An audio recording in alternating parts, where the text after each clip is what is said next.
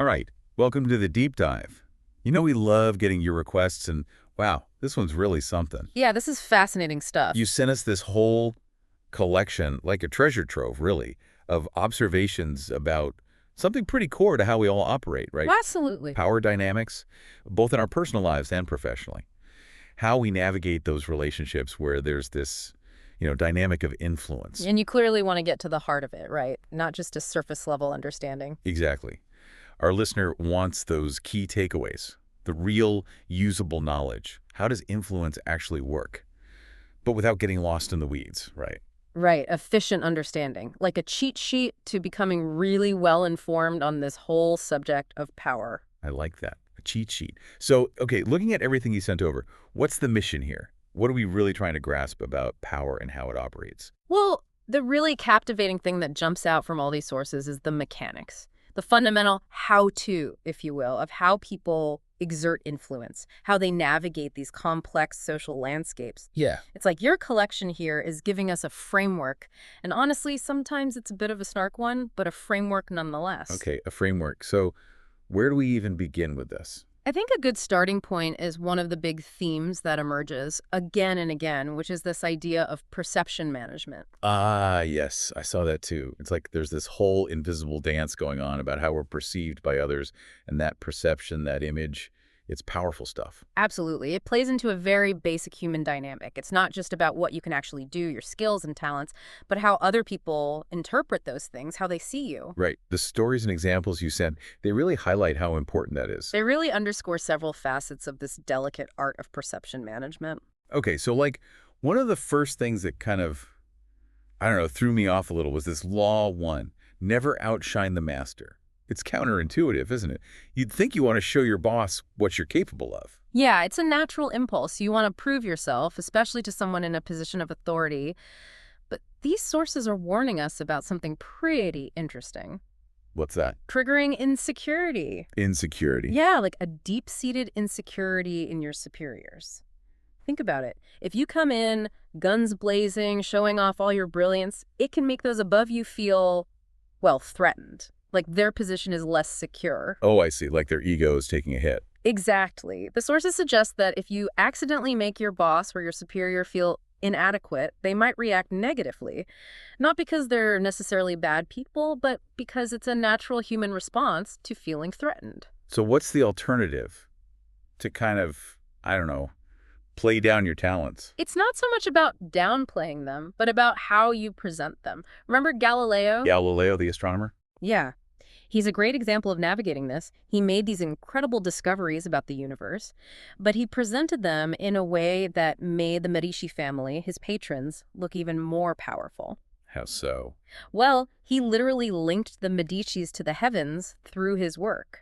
He made sure that the masters, in this case the Medicis, were the ones who outshone all others, so to speak, because of his discoveries. Clever. So it's not about hiding your light. It's about making sure it reflects well on those above you. Precisely. Now, on the flip side, the sources also talk about the danger of being the arrogant underling. Right, right. I saw that. It's the person who, maybe without realizing it, makes their superiors feel small or insecure. And that can have consequences. It can make people see you as a rival, a threat, instead of an asset. And that's not where you want to be. No, definitely not. Okay, what about this Law 30? Make your accomplishments seem effortless. This feels like a whole different angle, almost like the performance art of power. It is. It's not just about doing the work, but how you present that work. So it's like even if you're sweating bullets behind the scenes, you got to make it look like you just, snapped your fingers and it happened. Yeah, there's this idea that the more effort something seems to require, the less valuable it appears. Like if you make it look too hard, people might think, well, anyone could do that if they put in that much effort. So you're saying it's better to kind of keep your struggles hidden. In a sense, yes. Conceal the toil, the intense practice, all those ingenious techniques you might be using. It keeps people guessing and prevents them from trying to copy you or, even worse, use your own methods against you. Like a magician, they never reveal their secret. Exactly. Think about Houdini. Oh yeah, the escape artist. Right. People saw these incredible escapes, but they never saw the hours of planning, the physical training, the meticulous preparation that went into each act. It was all about the wow factor. Exactly. The effortless result, not the grueling effort behind it. The sources suggest that showing your work, so to speak, can actually diminish the impact of your achievements. It takes away the magic. Exactly. And from a strategic standpoint, it also protects you. It keeps people from seeing your vulnerabilities, your methods, the things they could potentially exploit. Okay, now this next one, Law 6. Court attention at all cost. This seems to go in the opposite direction. It's about actively seeking the spotlight, even if it means stirring up some controversy. It's fascinating, isn't it? It suggests that in a world where everyone's vying for attention, standing out is crucial, even if it means being a little bit provocative. Like any publicity is good publicity. Well, there's a bit more to it than that. It's about understanding the psychology of attention. Think about it. What captures your attention? It's usually something novel, something dramatic, something that breaks the mold. You're right. We're drawn to the unusual. Precisely. And the sources point to P.T. Barnum as a master of this. P.T. Barnum, the circus guy. The one and only. He understood that even negative attention, even scandal, could be leveraged to build his brand, to keep people talking about him. So it's not always about being loved, it's about being remembered. Absolutely. And this ties into another interesting point, the comparison between Edison and Tesla. Ah, yes. Two brilliant inventors, but with very different approaches to fame and public image. Right. Tesla might have been the more scientifically brilliant of the two, but Edison understood the power of public perception. He was a master at self-promotion. He cultivated his image, made sure he stayed in the public eye, and that contributed significantly to his influence and power.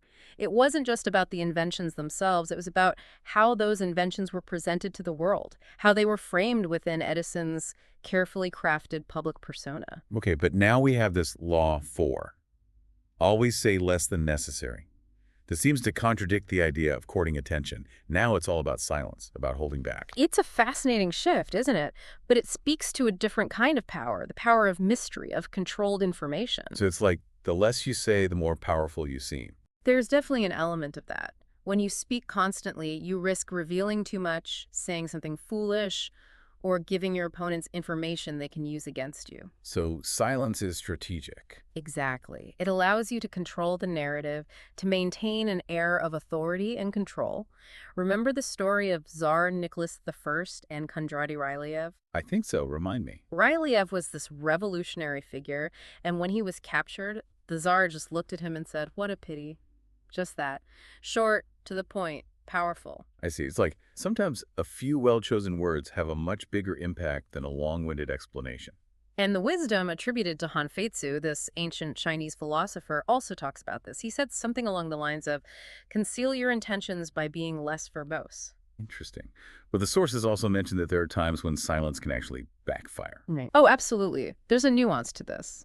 While generally speaking, less can convey authority, in certain situations, complete silence can breed suspicion, especially among superiors who might see it as defiance or concealment. It's about knowing when to hold back and when to speak up strategically. Okay, so it's all about reading the room, understanding the context. Exactly. It's a delicate dance. Okay, let's move on to this next section, which is all about strategic interaction. And some of these approaches, well, let's just say they're a bit more, shall we say, Machiavellian. A little less straightforward, perhaps. Yeah, like this law to never put too much trust in friends, learn how to use enemies. That's a pretty, I don't know, pragmatic way of looking at relationships. It's a perspective that might seem cynical at first glance, but it's grounded in a certain understanding of human nature, especially when it comes to power dynamics. So what are they getting at here? Well, the sources suggest that friends, because of the inherent closeness and trust, can actually be more dangerous than enemies. How so? Because they know your weaknesses, your secrets, your vulnerabilities. They have the potential to betray you in a way that an enemy who you're already wary of couldn't. That makes sense, I guess.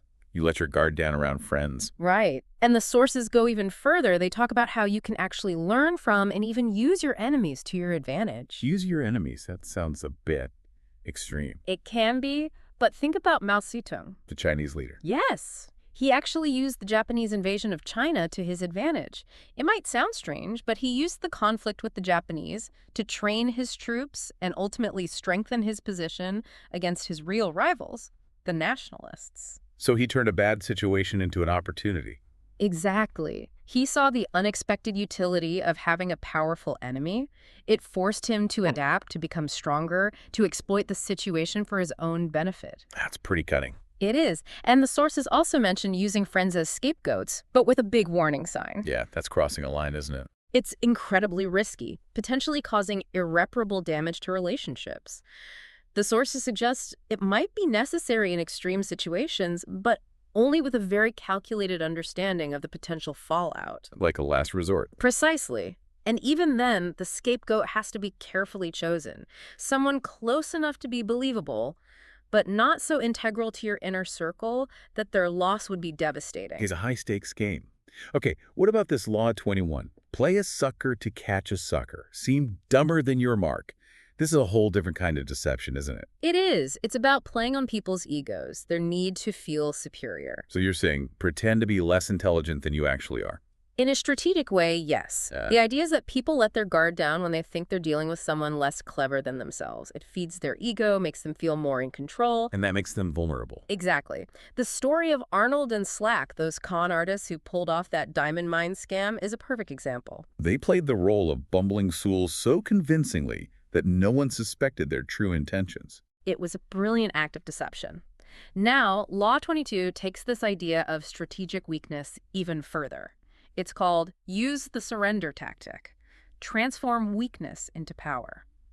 This sounds counterintuitive. How can surrendering be powerful? It's not about actual defeat, but about a strategic retreat. Sometimes yielding can be more advantageous than fighting head-on. In what way? Well, for one, it buys you time. You can regroup, reassess, and plan your next move. But it also has a psychological effect on your opponent. How so? When you surrender, you disrupt their expectations. They're expecting a fight, and when you don't give them that, it can throw them off balance. Makes them question their own strategy. Exactly. It's like the old saying, turn the other cheek. Sometimes not reacting is the most powerful reaction. It's a way of taking control by seemingly giving up control. Precisely. Now, Law 15 is a bit more straightforward. Crush your enemy. Totally. No mercy here. Well, the rationale behind this, and it's something that strategists like Sun Tzu have talked about for centuries, is that leaving an enemy alive, even a defeated one, always carries the risk of future retaliation. They might come back for revenge. Exactly. Resentment can fester, and even a weakened opponent can be dangerous if given the chance to recover. So it's about eliminating the threat completely. That's the idea. But of course, there are always exceptions. The example of dialysis, where a more moderate approach was taken, shows that the specific circumstances and the nature of the enemy have to be considered. It's not a one-size-fits-all approach. Right. It's about choosing the strategy that best suits the situation. Okay, Law 31. Control the options. Get others to play with the cards you deal. This sounds like a very subtle form of manipulation. It is. It's about influencing decisions without appearing to influence them. It's like setting up a chessboard where every move your opponent makes leads them closer to your desired outcome. So you're creating the illusion of choice. Exactly. Think about Ninon de Lenclos and her elaborate scheme involving the Marquis and the Countess. That was a masterclass in manipulation. It was. She orchestrated the entire situation, carefully limiting the options available to the players and leveraging their existing desires and jealousies to achieve her own ends. It's like playing a game where you've already stacked the deck in your favor. Precisely. Now, Law 12. Use selective honesty and generosity to disarm your victim. This is a fascinating one. It seems counterintuitive. Why be honest and generous when you're trying to manipulate someone? Because sometimes a well-timed act of honesty or generosity can be incredibly disarming.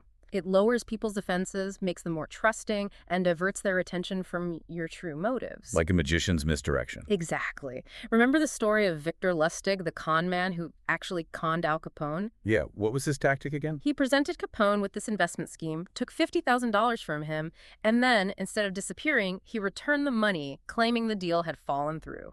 Wow, so he actually returned the money. He did. And it worked.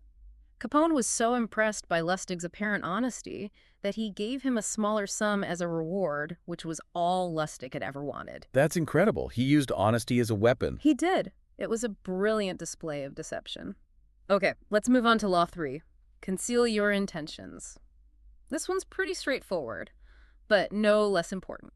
Right, it's about keeping your cards close to your chest, not revealing your true goals. Exactly. When your opponents don't know what you're aiming for, they can't effectively counter your moves. They're always playing catch-up, reacting to you instead of anticipating your actions. So you're maintaining an element of surprise. Absolutely. Bismarck, the Prussian statesman, was a master of this. He once gave this whole speech about his intentions, deliberately misleading everyone about his plans for war with Austria. It was a brilliant display of strategic ambiguity. Okay, let's shift gears a bit and talk about cultivating reputation and influence. Law 5 states it pretty clearly.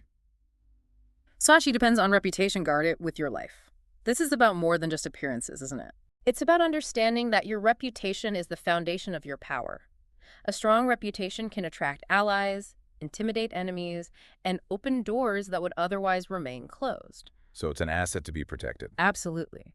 And the sources emphasize the importance of actively guarding your reputation, both from direct attacks and from more subtle forms of erosion. Like what kind of attacks? Well, think about P.T. Barnum again. When people criticized his museum, he didn't shy away from the controversy. He embraced it, turned it into a spectacle, and ultimately used it to his advantage. He controlled the narrative. Exactly. He understood that even negative attention could be beneficial if handled correctly.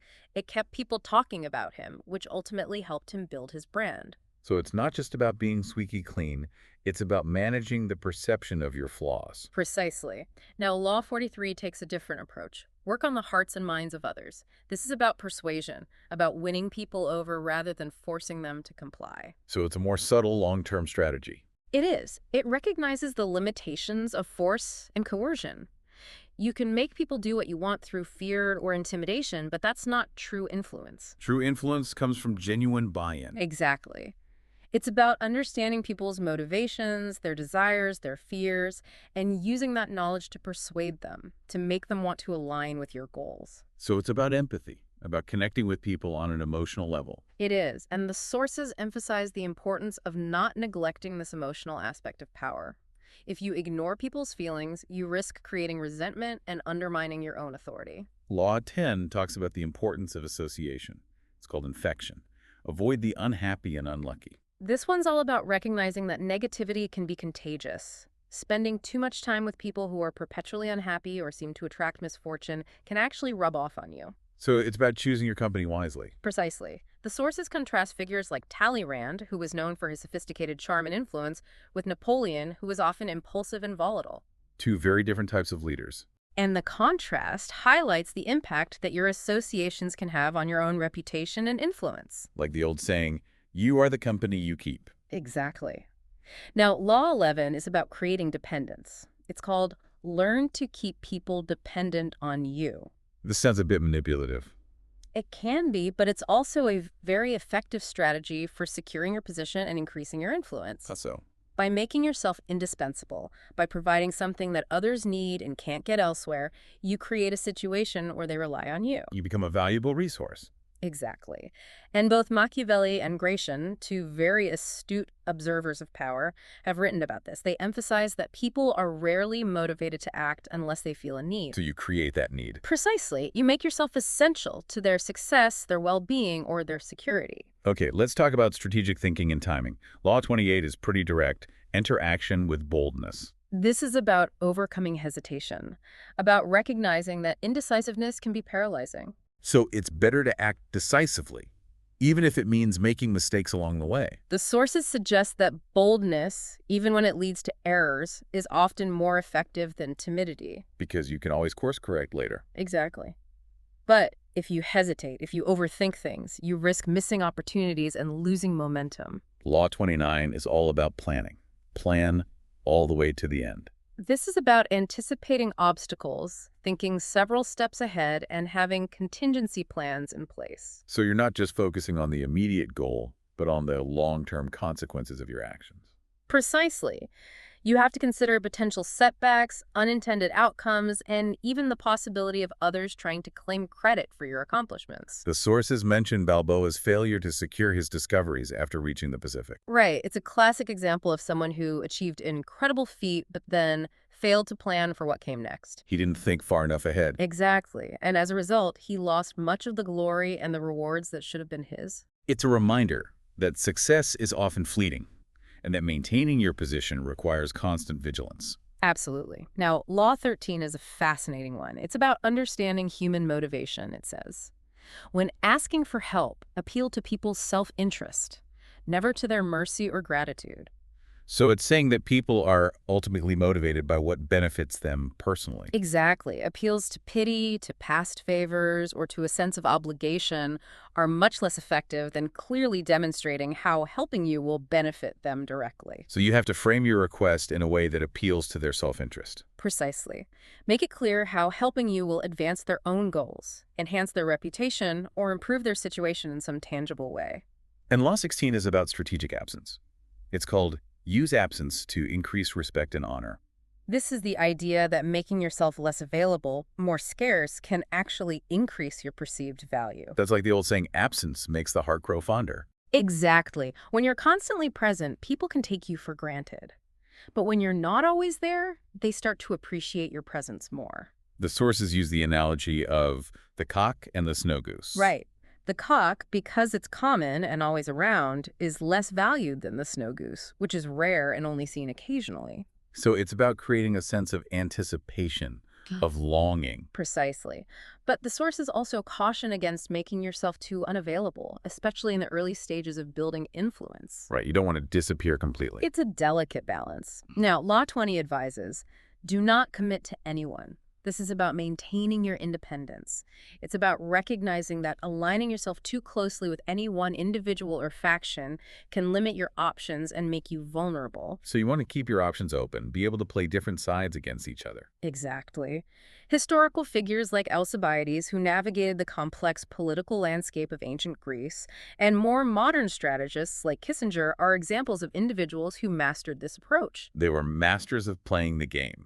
They were. Now, Law 17 is a bit more, shall we say, unsettling. Keep others in suspended terror. Cultivate an air of unpredictability. This sounds a bit Machiavellian. It is. It's about using unpredictability as a weapon. If your opponents can't anticipate your actions, they're less likely to act decisively against you. They're always on edge, waiting for your next move. Exactly. Emperor Severus, the Roman emperor, was known for his sudden and unexpected actions. It kept his rivals off balance and helped him maintain control. It's a strategy of keeping people guessing. It is. Now let's talk about self-presentation and adaptation. Law 25 is all about reinvention. Recreate yourself. This sounds like something out of a self-help book. It's about recognizing that you're not limited by your past or by other people's perceptions of you. You can actively shape your own image, cultivate a persona that commands attention and respect. So you're in control of your own narrative. Precisely. Think about Cleopatra's dramatic entrance to Caesar. Oh yes, the legendary story of her arriving rolled up in a rug. It was a masterstroke of self-presentation. She understood the power of spectacle, of creating a memorable first impression. And even George Washington's decision to step down from power, not once, but twice, contributed to his enduring legacy. Absolutely. He understood that sometimes the most powerful move is to walk away. It's about knowing when to exit the stage. It is. Now, Law 39 is about the strategic use of emotion. Stir up waters to catch fish. Anger and emotion are strategically useful. This seems a bit dangerous. Aren't emotions something to be controlled, not exploited? Well, as sources suggest that controlled displays of emotion, particularly anger, can be very effective in certain situations. How so? Anger can be intimidating. It can disrupt your opponent's focus, make them act rashly, and give you an advantage. The sources mention Cao Tao's feigned anger. Right. He was a master of using emotional displays to manipulate others. But the key here is control. Uncontrolled emotional outbursts are almost always detrimental. So it's about channeling your emotions, using them strategically rather than letting them control you. Precisely. Law 44 is about mirroring your opponents. Disarm and infuriate with the mirror effect. This sounds like a psychological tactic. It is. The idea is that by reflecting your opponent's behavior back at them, you can expose their tactics, confuse them, and even make them question their own actions. It's like holding up a mirror to their behavior. Exactly. And it can be incredibly effective both in disarming your opponent and in frustrating them. It's a way of turning their own tactics against them. It is. Now, Law 38 is about the importance of conformity. Think as you like, but behave like others. This sounds like a recipe for repression. Well, it's not so much about suppressing your true beliefs as it is about recognizing that openly challenging the prevailing norms can make you a target. So it's about picking your battles. Exactly. The sources point to the strategies employed by figures like Campanella and Brecht, who faced accusations and persecution for their unconventional views. They both understood the importance of blending in when necessary, of not drawing unnecessary attention to themselves. It's about survival. It is. Sometimes the best way to protect your ideas is to keep them hidden from those who would seek to destroy them. Okay, let's move on to the final section, dealing with opposition. Law 40 is a classic.